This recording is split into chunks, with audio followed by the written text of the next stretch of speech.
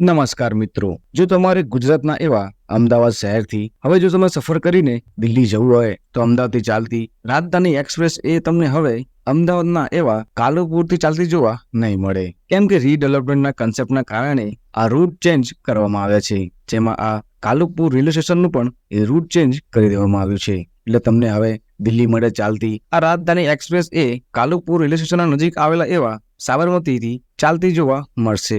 અને આજની વિડીયોમાં હું તમને આ ટ્રેનની એ સંપૂર્ણ માહિતી આપી દઈશ કે આ ટ્રેન એ સાબરમતીથી ટોટલ કેટલા વાગે ચાલશે અને આપણને આ ટ્રેન એ ટોટલ કેટલા સમયગાળા બાદ એ આપણને દિલ્હી પહોંચાડતી હોય છે. અને જો તમે આ ટ્રેનમાં સફર કરીને દિલ્હી આવો છો તો આ ટ્રેનનું એ આપણને ભાડું પણ કેટલું લાગશે એ પણ આપણે જાણીશું. અને જો તમારે પરત દિલ્હીથી આ ટ્રેનમાં એટલે કે રાજધાનીમાં સફર કરીને અમદાવાદ આવવું હોય એની બી આપણે માહિતી આજના વિડીયોમાં આપી દઈશું. એટલે અમારો આ વિડીયો તમે શરૂથી લઈને એન્ડ સુધી જરૂર જોજો. અને વિડીયો પૂરો જોયા પછી જે તમારે કોઈ પ્રશ્ન હોય નીચે મને કોમેન્ટ બોક્સમાં પૂછી શકો છો. હું એના આન્સર તમને જરૂરથી આપીશ. અને વિડીયોને શરૂ કરતા પહેલા અને જો તમે હજી સુધી અમારા આ વિડીયોને એક લાઇક નથી કર્યું તો વિડીયોને જલ્દીથી એક લાઇક કરીને નીચેથી ચેનલને સબસ્ક્રાઇબ પણ કરી નાખજો, જેથી અમારા બધા જ નવા વિડીયો એ તમને પહેલા જોવા મળે. કેમ કે હાલમાં અમદાવાદમાં આવેલા એવા કાલુપુર રેલવે સ્ટેશનનું રીડેવલપમેન્ટના કારણે એ અમદાવાદના મોટી મોટી ટ્રેનોના એ રૂટ ચેન્જ કરવામાં આવ્યા છે, જેથી આ કાલુપુર રેલવે સ્ટેશનનું એ કામ જલ્દીથી પૂરું કરી શકે.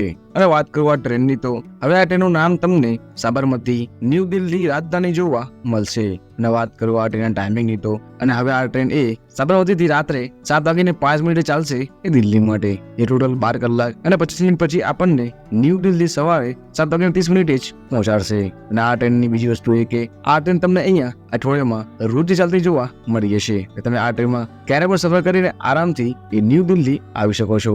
અને વાત કરું આ ટ્રેનના નંબરની તો આ ટ્રેનનો નંબર એ 12,957 રહેતો હોય છે. અને જો તમે આ ટ્રેનમાં સફર કરીને દિલ્હી જાઓ છો તો આ ટ્રેન એ ગુજરાતમાં સાબરમતી જંકશનથી ચાલે છે, જે સાબરમતી બાગ, મહેસાણા જંકશન, પાલનપુર જંકશન થઈને આ ટ્રેનની ગુજરાતની બહાર જતી હોય છે.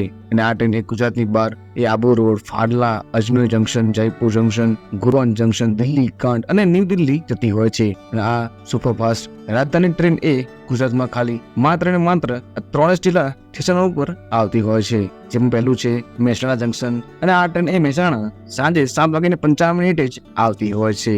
અને આ ટ્રેન એ ટોટલ 63 કિલોમીટરનું અંતર કાપ્યા બાદ એ મહેસાણા આવતી હોય છે. અને આ ટ્રેન અહીંયા ટોટલ મહેસાણામાં 2 મિનિટ ઉભી રહે છે, એ પણ પ્લેટફોર્મ નંબર 4 ઉપર. અને ત્યાંથી આ ટ્રેન એ રવાના થઈ એ પાલનપુર જંકશન આવતી હોય છે. અને આ ટ્રેન એ પાલનપુર જંકશન એ રાત્રે 21:05 જ પહોંચતી હોય છે. અને આ ટ્રેન એ ટોટલ અહીંયા 128 કિલોમીટર સફર બાદ એ પાલનપુર આવતી હોય છે. અને આ ટ્રેન એ પાલનપુરમાં ટોટલ અહીંયા 2 મિનિટ ઉભી રહે છે, એ પણ પ્લેટફોર્મ નંબર 2 ઉપર. અને ત્યાંથી આ ટ્રેન એ ગુજરાતની બહાર એ જતી હોય છે. જો તમારે ગુજરાતની બહાર એવા Abu road, Falna, Ajmer junction, Jaipur junction જેવા જો શહેરોથી આ ટ્રેનમાં સફર કરીને સાબરમતી કે દિલ્હી જવું હોય તો પણ તમે આ ટ્રેનમાં આરામથી સફર કરી શકો છો, કેમ કે આ ટ્રેન એ તમને ખૂબ જ જલ્દી અને ખૂબ જ ઝડપી દિલ્હી પહોંચાડતી હોય છે.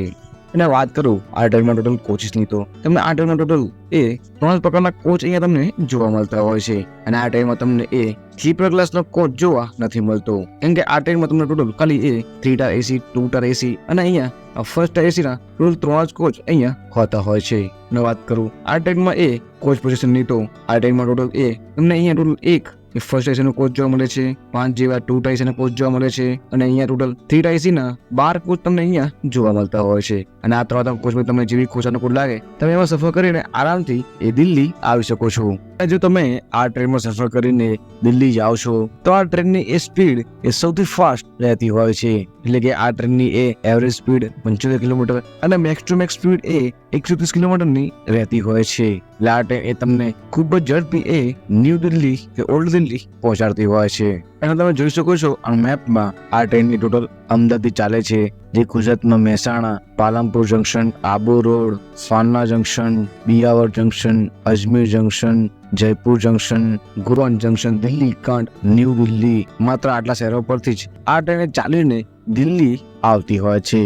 અને જો તમે આ ટ્રેનમાં સફર કરીને દિલ્હી જાઓ છો તો આ ટ્રેનનું ભાડું એ સાબરમતીથી દિલ્હીનું 3 ટાયર એસીમાં 752 રૂપિયા, 2 ટાયર એસીમાં 2553 રૂપિયા અને ફર્સ્ટ એસીનું ભાડું અહીંયા ₹3,905 જ રહેતું હોય છે. અને જો તમારે આ ટ્રેનમાં સફર કરીને પાછું ન્યૂ દિલ્હી કે ઓલ્ડ દિલ્હીથી દિલ્હી કાંડથી જો પરત સાબરમતી આવવું હોય તો પણ તમે આ ટ્રેનમાં સફર કરીને સાબરમતી આવી શકશો, કેમ કે આ ટ્રેન એ પરત દિલ્હીથી સાબરમતી માટે પણ ચાલતી જોવા મળી હશે. અને જો તમે આ ટ્રેનમાં સફર કરીને ન્યૂ દિલ્હીથી ગુજરાતમાં આવો છો એટલે કે સાબરમતી આવો છો તો આ ટ્રેનનો નંબર એ 12,958 રહેતો હોય છે. અને આ ટ્રેનનું નામ પણ એ ADI સુપરફાસ્ટ રાજધાની એક્સપ્રેસ રહેતું હોય છે. અને આ ટ્રેન એ દિલ્હીથી પરત પણ અહીંયા અઠવાડિયામાં તમને રોજ ચાલતી જોવા મળી હશે. વાત કરવા ટ્રેનનો સમયગાળો તો આ ટ્રેન એ ન્યૂ દિલ્હીથી રાત્રે 7:55 ચાલે છે, એટલે કે 8 વાગે આસપાસ આ ટ્રેન એ ન્યૂ દિલ્હીથી ચાલે છે, જે ટોટલ 12 કલાક અને 10 મિનિટ પછી આપણને સાબરમતી સવારે 8:05 જ પહોંચાડતી હોય છે. અને જો તમે આ ટ્રેનમાં સફર કરીને ન્યૂ દિલ્હીથી સાબરમતી આવો છો તો આ ટ્રેનનું ભાડું એ સાબરમતીથી દિલ્હીનું હોય છે, એટલું જ ભાડું આ ટ્રેનનું એ દિલ્હીથી સાબરમતીનું રહેતું હોય છે. એટલે તમે પણ હવે જો આ રાજધાની ટ્રેનમાં સફર કરીને દિલ્હી જવા માંગતા હો કે દિલ્હી વચ્ચે આવેલા અન્ય કોઈ શહેર જવા માંગતા હો તો હવે આ ટ્રેન એ તમને અમદાવાદ આવતી જોવા નહીં મળે.